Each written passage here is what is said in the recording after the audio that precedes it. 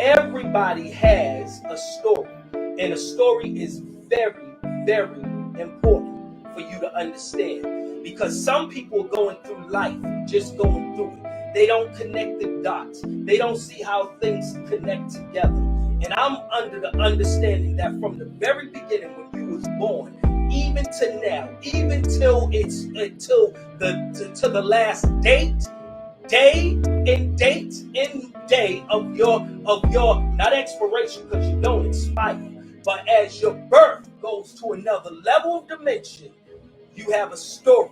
Everybody has a book in them. Everybody is writing a story right now. And I want to challenge you this morning.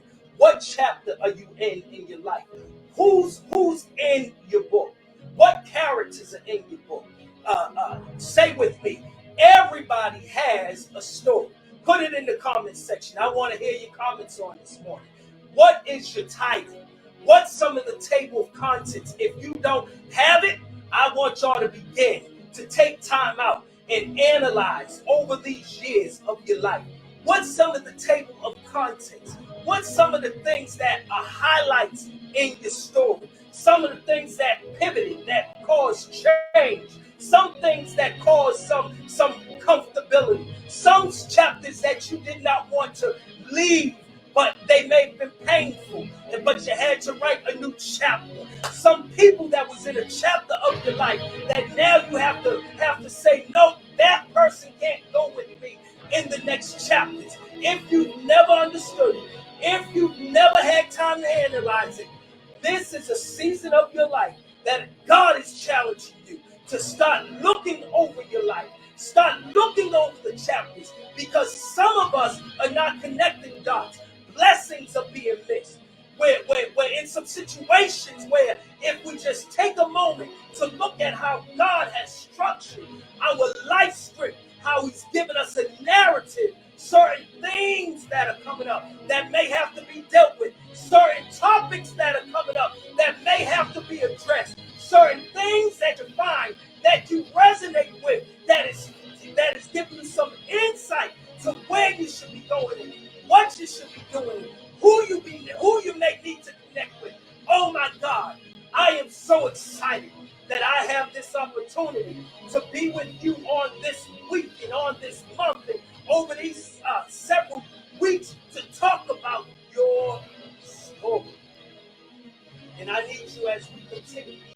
Every story always has characters. Let me say it again. Every story has characters. And should I say a host or a cast of characters? You're not in your book. You're not in your story by yourself. Oh, I'm going to help somebody this morning because I want to challenge you. It's time for you to look at the characters that are in the story. Look at the characters that's in your chapter right now. Today, I want you to begin to identify with who are the characters that is making up your narrative. Who are they? Why are they in your narrative? How did they become a part of your story? What purpose did they serve in your narrative? How and what part do these characters play in your narrative can help you to better understand the story? And so, as we just dialogue for a couple of moments, why is that character in your story right now? Why did the characters of your childhood, what role did they play? What role did the characters, could be your parents, could be your loved ones, could be your relatives, could be your teachers, could be your co-workers. I want you to begin to start looking at everybody's character and how they've either helped you, harmed you, blessed you. There's some people in your story that, yeah, they got on your last nerve. Yeah, they challenged you, but they helped you to get to the next chapter. I want you to begin to thank them. In that moment, while the chapter was being written, while the story was being told, you did not see their significance. You didn't see why they was there. But could I say, if God allowed them to be there, it was only to get you somewhere. If somebody got on your last nerve, if somebody even did you wrong, let me help somebody out. Don't hold on to that chapter too long, for that was only there so that you could understand how to either allow God to protect you, or how vulnerable you was, where you had to guard some things, or how some things was guarded in your life and you had to let some things go because of some previous chapters that you kind of surmised that this is the way my life is going to be, this is the way my life is going to go. But could I help somebody this morning? And Kiki, thank you for the hand claps, because it's let me know that somebody's chapters, you're stuck on a chapter right now that God is saying it's time to move on. My God, at 19 years old, a chapter when I was in my chapter 19 of my life, I dealt with a lot of losses. I dealt with one loss that was major. And if I would have stayed in that chapter too long, I would not have been a victor. I would not have understood how to deal with pain of loss and all of that. But God took me through chapter 19 and took me through other chapters in my life to help me to understand how to deal with certain emotions and how to deal with the frailties of life, so that I could be able to handle where I am today. Is anybody getting anything out of this? Because this ain't a part of my notes for you today. But as I develop this, I want everyone to begin to understand that there are characters. There has to be. There are characters that help make your story become what it is. Now the issue becomes, you got to understand why God allowed those characters in your life at this moment. What are those characters to help you with right now? How are those characters going to get you to where you are? Or maybe those characters have stayed too long. Or maybe it's time for you to go to a new chapter and have them do some new things in that chapter. And they're not doing this chapter. Woo! What is a character? A character is a portrayal of a certain emotion, certain physical reality, to help you to understand how you interconnect, how you connect with yourself, how you connect with others, how you connect with the world, how you connect ideas, and how it helps characters in there to help you see it. They mirror what it is that you are doing and what it is that you are, how you're living in your chapter. So as we begin to talk about the chapters that are in your book, I first want to begin by saying that characters either help influence you or they in some way affect where you are going within your story. Every story, write this down, put it in the notes. Every story has these 5 elements. Every story has characters. Every story has a setting. Every story has a plot. Every story has conflict. And every story has a resolve. I'll say it again. Hopefully my producer could put it up for you to take it. Every story has characters. You cannot get away from characters in your story. I don't care who did it, what did it, how it happened. Could I say you can't erase every hater? You can't get rid of every hater. You can't keep some people in your story all the time. Just put characters. Thank you. Every story has characters. What you got to do is understand how do those characters operate? How do they help you to get to where you're going? Or what is it that they're doing that might be hindering your chapter from being developed? What part are they playing? And some people may have to, I'm not talking about, attitudes and emotions. No, this is for where God is trying to get you. Some characters might be staying too long, may be hindering the plan and the plot and the setting of your life, of your story. Number two, and we're going to go deep with this over the next several weeks. But where's your setting? Maybe your setting right now is in school. Maybe your setting is, what is it? When you get out of school, young adulthood and professional, young adult professional. Maybe your setting right now is in a high school setting. Maybe your setting is you're about to get married. Maybe your setting right now is you just had a child and you're trying to set the mood. Maybe right now you just got married or you're engaged and your setting is trying to prepare for your wedding, trying to prepare for your honeymoon, trying to prepare for your anniversary. Maybe there's some things in your relationships that you're trying to get right, and the setting is trying to set something up where you begin to start anew, afresh. Settings matter in your story. Could I say to somebody, I'm not there yet, maybe next week we'll talk about it, but what setting are you in? Some are frustrated with the settings that they're in because they've been in that setting too long. You may have to change some things up. You may have to do some new things. You may have to, or maybe you're rushing through the setting and not getting everything. But could I say right now, could you take a moment and observe the setting? Don't be afraid to observe. You may have missed it, but that's okay. It's just a setting. Let me say to everybody, settings can change. That's why you can't stay stuck being what you used to be. You can't stay stuck being what folks tried to make you stay in. Your settings can change. I'll get to that more next week. Also, number three, in every story, there is a plot. I want to challenge somebody because their plots literally mean, it means what it says. Plots literally is what is designed for you.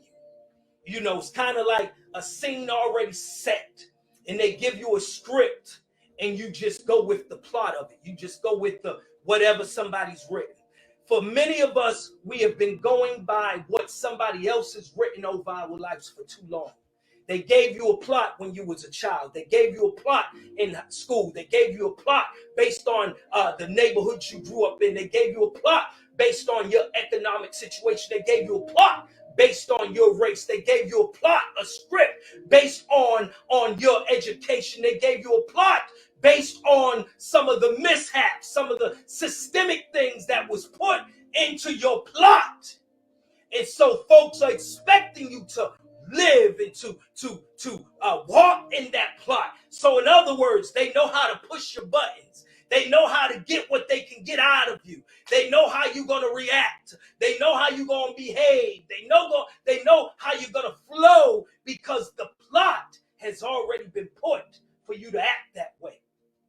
I want to challenge somebody because there was a plot over my life. And that plot was one of low self-esteem. The plot was written where what was written before I could even begin my journey. It was already written that I would be one that would possibly go to jail. I would be one to have children out of wedlock. I would be one to grow up in a school that did not educate me so that I could be in the playing field later in my life. So there was a plot already set. Oh my God, I want y'all to begin to look at the plots over your life. And some of you all have lived that. But today, you're getting ready to change that plot. You're getting ready to change that story. You're getting ready to change that setting. You're getting ready to change certain things that has been written on your life, not by God. Matter of fact, I am of a soul thought that God is the only one that can come in and change some plots, because your education sometimes can't do it. Your emotional state sometimes can't do it. Your setting where you are, you can't change sometimes the setting of coming out the hood and doing but God can come in and change. Thank you, Army. I see you. He can change the plot. We'll talk more about that as well. Woo! I'm already on a roll. And also with the plot affects conflict. So this is deep. Could some of the conflicts that you're experiencing, some of the conflicts in your childhood, Some of the conflicts that's in your mind, some of the conflicts that you have with others in interpersonal relationships, could it have possibly been based on some of the plots that you lived with and you didn't take time to analyze, but you just responded and you flowed and you went with what the story was told, never understanding that based on the plot it could affect your behavior? Why you respond the way you respond when somebody gets at you? Have you ever looked at that conflict? Why does things bother you the way they bother you when certain things happen? That ain't just out of nowhere. Because for somebody else, depending on their plot, they can handle that. You get where I'm coming from? Some things that has been put in your story has caused conflict based on how you've seen that in your story before. Betrayal, rejection, the word no, the letdowns. So when you face it in your new chapters, do you respond? Because there's already been a plot in previous chapters. Oh my God, I hope somebody's getting this today, because I'm feeling the spirit on this. Who would ever think that the Spirit of the Lord can speak talking about a story? But you need to know God. God has designed everyone to have a story. We wouldn't have the Bible. Do you realize the Bible is a story? God even has a story. When you read the Bible, it is God's story, how he relates to humanity. And the crazy part is God gives characters in his story to show how humanity relates to his story. There was a conflict, even in God's story. There's characters. If you don't know, read it in God's story. Characters that's trying to oppose what God's story is for humanity. There's settings. Where did it happen? God's scene in Genesis, in the very beginning of his story, God's scene in the book. God speaks. God connects with his characters, Adam, Eve. Come on, y'all. Everybody has a story. And what God is trying to do in your season of this year is to help you understand your story so that you can live your story out and that your story can have a happily ever after. Too many stories are being written. Too many little snippets and segments and all of this. But when you start connecting all of your chapters and start seeing where God is in your story, my God, it's going to be a change in your life. Because the last thing in the story is a resolve. Revelation, the last book of the story that God wrote for us to read. I mean, God's story is still continuing. It's continuing through us. But through a physical manifestation, we see that the story ends with the resolve. The resolve is that heaven and earth are going to come back again. There's going to be a new, it's going to start a new relationship, there's a resolve that after it's all said and done, God's ending is that the very thing he intended to happen is going to happen.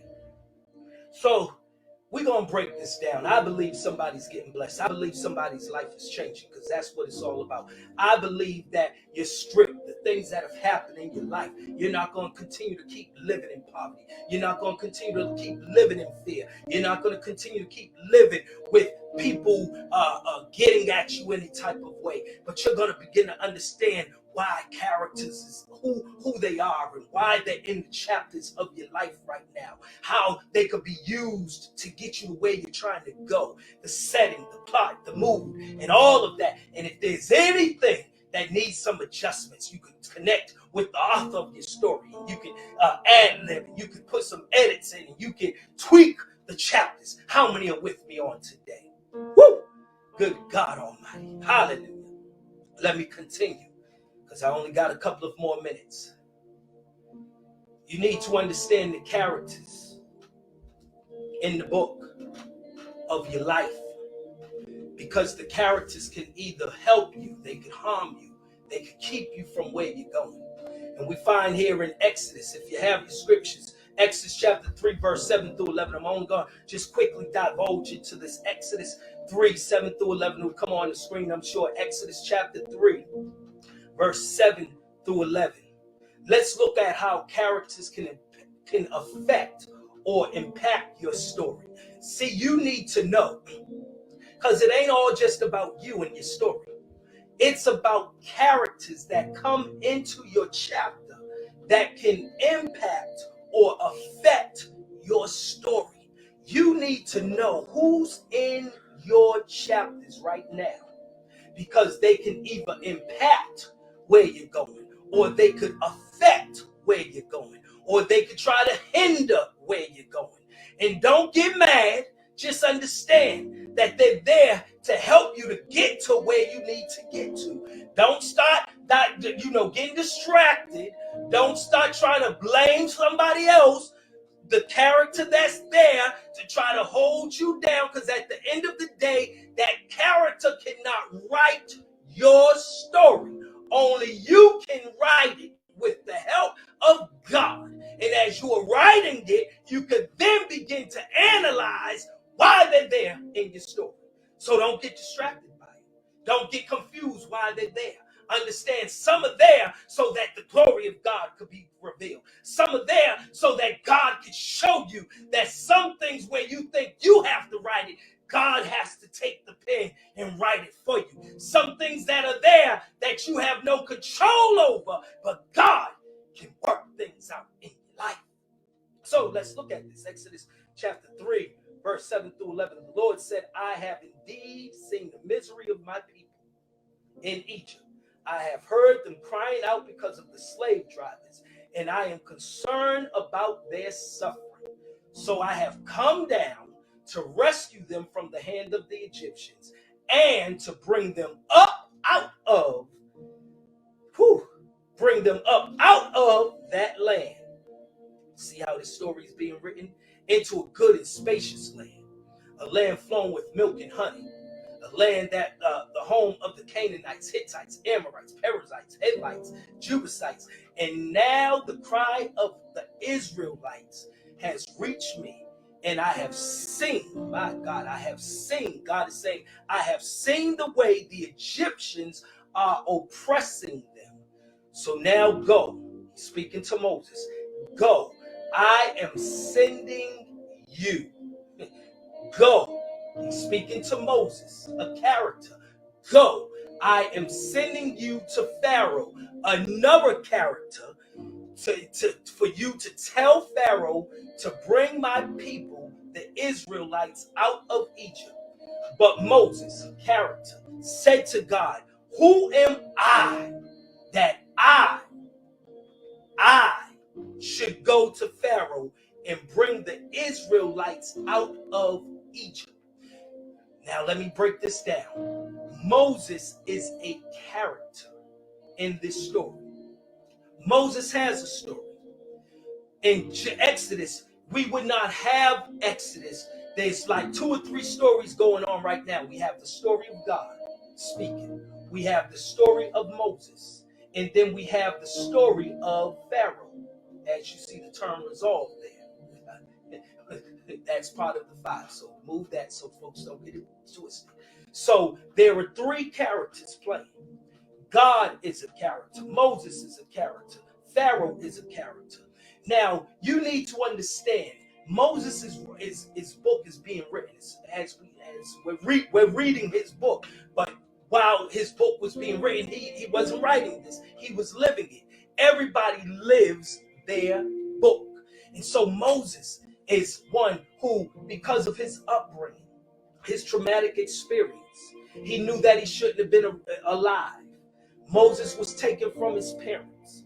Moses lived in a place like basically he was adopted, lived in a place that wasn't his own. He lived in a place where he didn't speak the language. He lived in a place where they did some things different than what he was accustomed to. Moses had some psychological issues to the point that it affected even how he was speaking.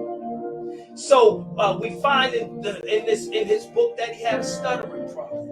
They sometimes say stuttering comes when you may have some type of traumatic experience.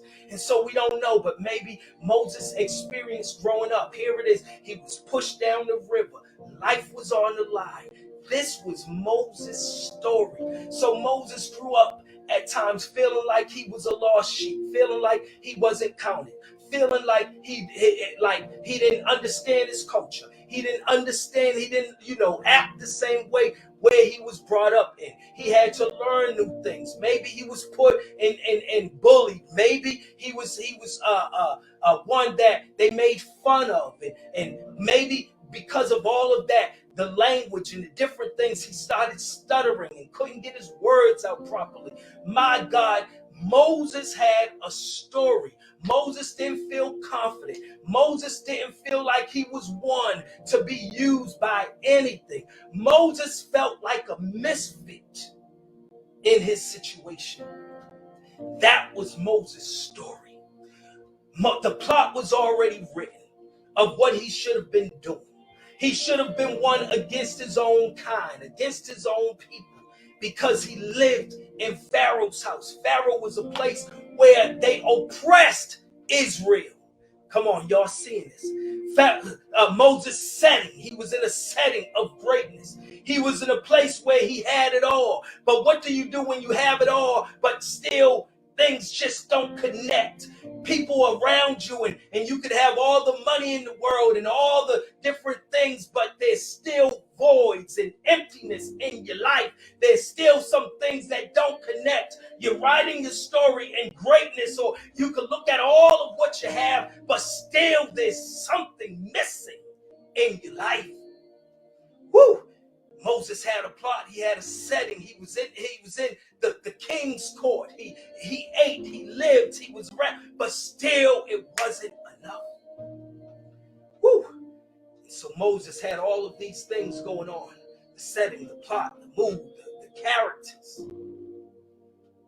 But Moses was still unsettled. And here it is, Moses found himself, because see now God's story came into and invaded Moses' story. And you can read it in chapter 3 and chapter 4 that God and Moses connected at a place where you at least expect. And God started speaking to Moses, and Moses heard from God, and God said to Moses, I'm about to change. You see, I'm about to change your plot, Moses. I'm about to, the name that you've been given. See, Moses had a title already. Moses' name was one who was drawn out of. So Moses already had a title. Let me say to somebody, because I feel it in the spirit. What do you do when your title doesn't match up to your character?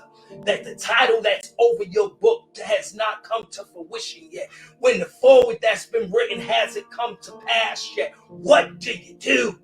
When the title Moses to be drawn out hasn't come to pass, and matter of fact, you're in a place where you felt oppressed. You're in a place where you've been silenced. You're in a place where they're making fun of you. You're in a place where you've studied. You're in a place where you didn't get the education. You're in a place where you don't know if you're this or you're that. You're in a place where you're confused mentally. You're in a place where you know you should be praising God because you've been brought out of something. But now sometimes it limits you because you don't know, because you're not in a settled place. What do you do, Moses, with the complexities, with the tragedies, and with the conflicts that are coming in your book? And here it is, God invades Moses' story. All of this is going on, and Moses hears from God, and God says to Moses, and we just read it, go to Pharaoh and tell him, let my people go. Moses one who was of low self-esteem, Moses who was not confident, Moses who did not have the credentials to go to Pharaoh, Moses who was looked at in a certain way, Moses who seemed to be one of you just should accept what we give you because you don't belong in this anyway. Moses who was not educated in things, Moses who did not look the part, Moses who did not play the part. And here God invades Moses' space. Who am I talking to today? Because I'm feeling that God has invaded. God is invading somebody's space because the plot of your life doesn't match up to what somebody said. The plot in your situation doesn't seem to be adding up. The script that's been over your life, how you was born, how you was raised, the setting where you've come from, the economic situations that's been put on you. My God, the lack of education that you may or may not have. Oh, you didn't have the right parents, so you think. Oh, you grew up and wasn't in the right setting, so you think. Oh, situations and circumstances that you had to go through. You still don't understand why you had to go through that. Your parents left you. You don't even know who they are. You've been adopted. You've been abused. You've been misused. You've been mishandled. You've been dropped. Oh my God, you're trying to make up for lost time. You know who you are, but what do you do when God comes in and starts invading your story? I believe that God has given me this message to share with you this morning because he's about to invade in your chapter. I don't know what your chapters previous have looked like, but this is a season. This is a time where God is invading, where God is getting ready to speak. Do you have the ears to hear? Are you writing to understand? Are you taking time to look at the characters in your story? Are you taking time to look at the plots? Are you taking time to look at where you're at? Could I say to somebody, stop complaining? That's blinding you in the story. Stop trying to put it on somebody else. That's keeping you from the reality of the story. Stop trying to put the blame and put the issues on something that affected your story. My God, if you made it this far to the chapter that you're in, then you're a survivor. You got more to write. You got more to say. You got more to tell. Oh, somebody, it's time. God to invade. When God invades, says to Moses, saying to you right now, how you're going to write this, you got to know what you got to say. I'm going to give you something to say. But God, do you know I stutter? I'm going to give you something to say. God, you realize that I can't go to Pharaoh any type of way. I'm going to give you something to say. God, do you understand where I've come from? I murdered somebody. I've done wrong. My rap sheet doesn't look for me to be qualified by you to say anything. I'm going to give you something to say. But God, I had a child out of wedlock. But God, I'm still messing with some things that I know I shouldn't be entangling.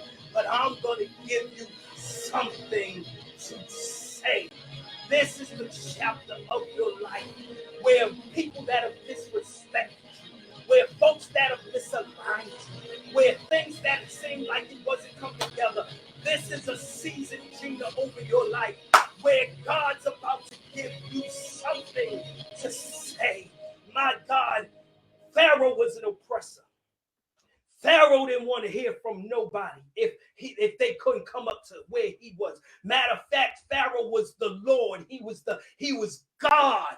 How dare you come to God of that time period of the earth? Little God, don't get it twisted now. He thought he was a God, but here it is, somebody that did not matter, somebody that was least significant, somebody that did not have a resume.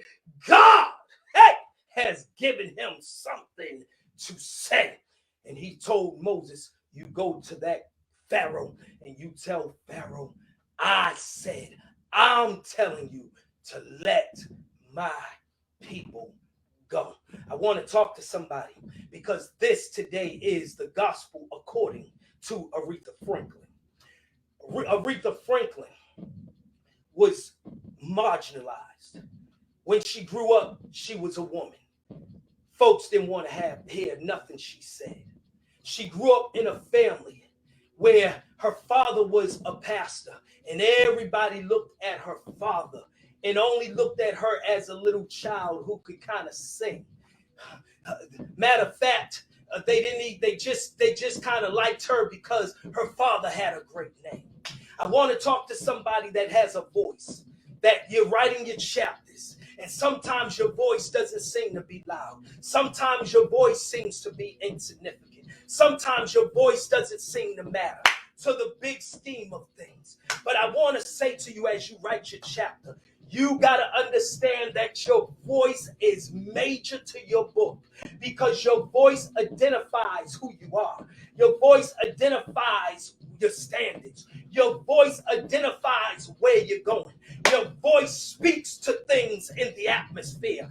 My God, the scripture says it in Proverbs, there is death and life in the power of your tongue and what you say.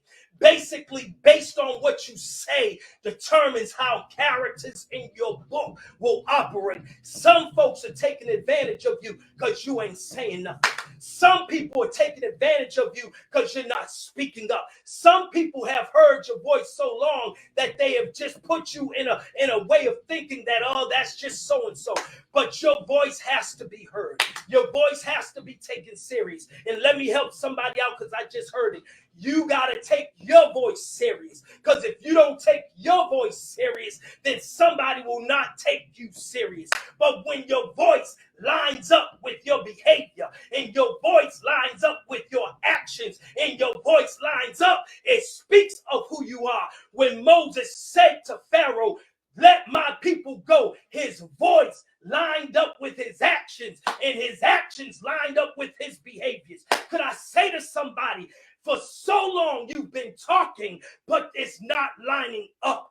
This is a season where your voice has to line up with everything. What you say, your behaviors got to line up with it. Good God, your beliefs have to line up with it. Your goals have to line up with it. Where your future's going got to line up with it, so that when people hear you speak, they could take what you said serious. And my God, folks tried not to take Aretha Franklin serious. And what did she have to do? She had to remind them. She wrote it like this. She said, you better think. You better think what you're trying to do to me. She said, hold up, think what you're trying to do for me. Because bottom line, it's freedom. See, Aretha Franklin used her voice in the chapters of her life to speak to racial injustice, to speak to social oppression. She saw a king. She saw Mahalia Jackson. She saw her father. And she said, listen, the chapters of my life has to resonate from where I've come from. I see the struggle of King. I see the struggle of my father raising me in the church. I see the struggle of my people. And so I can't use my voice. I can't use my chapters just for my own self-gain. I can't use what God has given me to just do my own thing, to be afraid or to be ashamed or to be nervous. I'm not going to use what God has given me to put in chapters that just trying to get fame and fortune. But what she did, she saw the Jacksons, and she saw the Kings, and she saw the Stokely Carmichaels. And what she started to do was write lyrics. She said, I may not be one to talk it, but I could be one to sing it. And she said, y'all better think what you're trying to do to us, because freedom's coming. If you never heard that song, pull it up or go watch the movie. She had to remind folks, RESPECT, y'all better start respecting some things. You can't just treat God's people any type of way. You can't just hose us down any type of way. You're going to have to RESPECT. That's where that came from. Freedom, my God. Then for the women, she had to remind you. Woo! She had to remind you. You, God, makes me feel like a natural woman. See, this is the gospel according to Aretha Franklin. She knew God. She used what God gave her to write the chapters of her life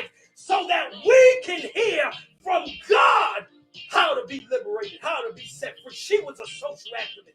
She was a God-fearing woman. She was one to remind the people how serious it is to write your story, to live your story, and to make sure that nobody disrespects your story, because your story has God all in it.